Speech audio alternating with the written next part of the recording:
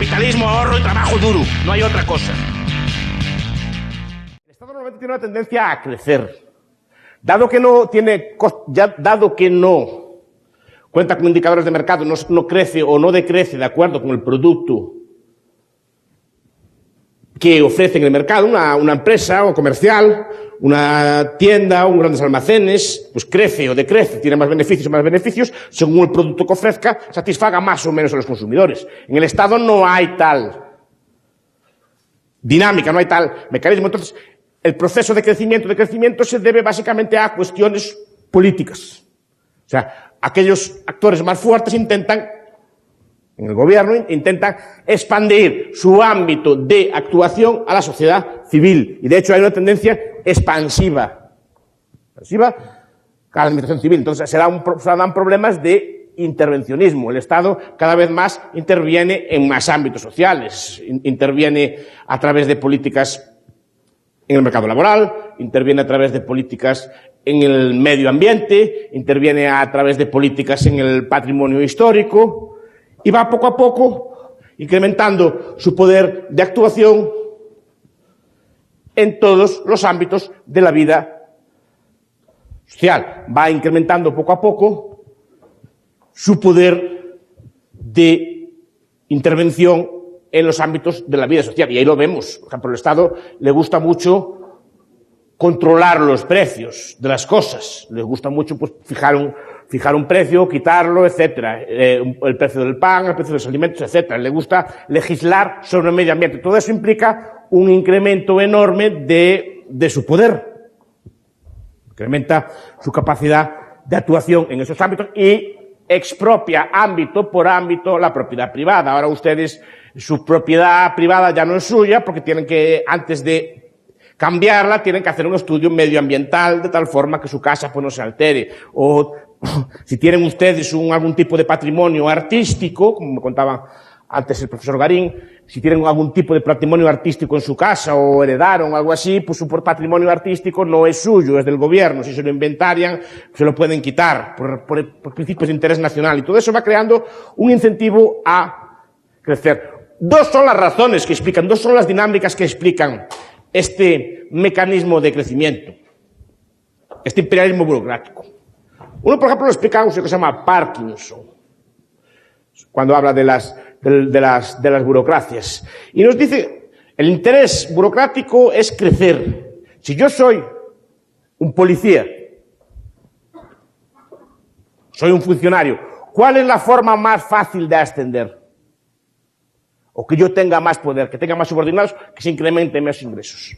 Digamos por el lado de la oferta. ¿Cómo se hace eso? Pues simplemente, si se amplía el ámbito de intervención, yo de repente tendré nuevos subordinados, y si tengo nuevos subordinados, como yo soy más antiguo, tendré ocasión de ganar y por tanto tendré ocasión de tener más recursos. Por ejemplo, el Estado está muy interesado en criminalizar conductas. Conductas que históricamente fueron libres, el Estado poco a poco las criminaliza. Y hay un interés, por ejemplo, en Estados Unidos, me contaban estos días, hay un enorme lobby de las prisiones. Estados Unidos tiene centenares de miles, un millón y pico de presos. Es decir, y hay un lobby de las prisiones encargado de que haya muchos presos porque ellos viven de que haya muchos presos. Si hay pocos presos, no se justifica su función. Muchas policías necesitan que haya muchos crímenes, si no, no hay función. Es decir, y se ve una expansión lenta de lo que es criminal, por ejemplo. La droga, por ejemplo. Hasta 1910 usted compraba la heroína, por ejemplo, no solo se compraba en cualquier tienda, estaba anunciada en la prensa. La cocaína llegó a publicitarla al mismo Papa, vendiendo vino de cocaína a Mariani. Hay propaganda con el Papa como reclamo para los consumidores. La heroína se usaba para el jarabe para los niños y se vendía en todas partes. Y así todas las drogas. En España, el opio se compraba en cualquier estanco, con el tabaco, con las demás cosas, sin problema ninguno. Pero de repente alguien decidió criminalizar eso y creó una dinámica perversa a criminalizar cada vez más cosas. Porque no para.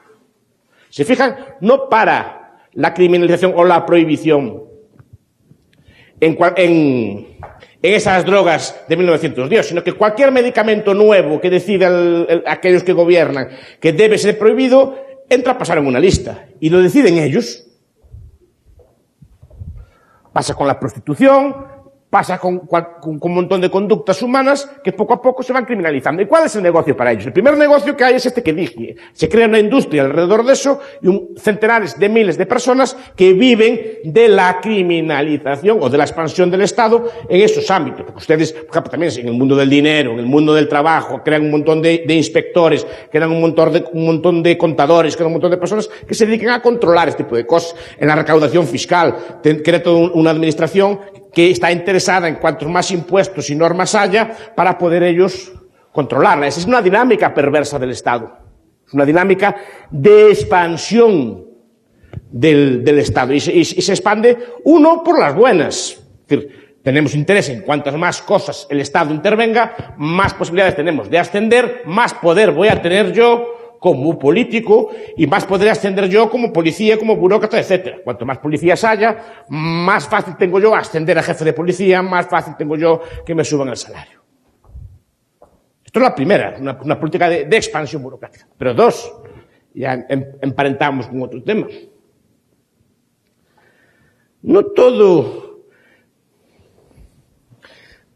la actuación del Estado, digamos, es de cara a la luz. La actuación del Estado, aparte de estos beneficios, digamos, blancos que ofrece el Estado, ofrece muchos beneficios negros. Es decir, el Estado es una enorme fuente de rentas, o la intervención estatal es una enorme fuente de rentas en negros, una enorme fuente de rentas ilegales.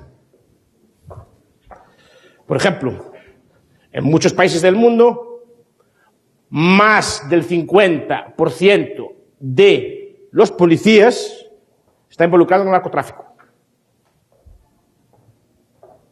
España, sin ir más lejos, buena parte, cuando las épocas del contrabando, las épocas del narcotráfico, buena parte de cuarteles enteros de la policía fueron detenidos por tener relación con el narcotráfico.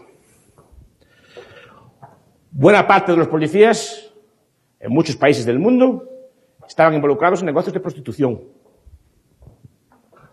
O están involucrados en negocios de tráfico de personas. Normalmente, quien protegía prostíbulos en muchos países del mundo son los policías. Quien protege el tráfico de drogas en muchos sitios del mundo son policías. No estoy diciendo que todos los policías se dediquen a eso, pero digo que es una enorme fuente de rentas para políticos y para burócratas. Porque se pueden extraer beneficios en A y se pueden establecer beneficios en B. No todos, obviamente, pero sí que es una fuente. De hecho, ¿quiénes son los principales enemigos de la despenalización de estas cosas? Los narcos y sus aliados en el gobierno. En todos los gobiernos y en todas las policías y burocracias son los principales enemigos porque se quedan sin negocio. Entonces, ahí tenemos esbozado, esto lo explica un señor que se llama Bruce Benson, en un libro que se llama Justicia sin Estado. Obviamente no estoy metiendo a todos los políticos en el mismo saco, etcétera, etcétera, pero que los hay, que están corruptos y que hacen estas cosas, sí, lo sabemos todos. Que no quiere decir que sean todos, pues sí que los hay. Y estas personas están interesadas en la expansión del Estado. Porque aquí tenemos otro elemento más. La cuestión en el medio ambiente, en todo este tipo de cosas hay así.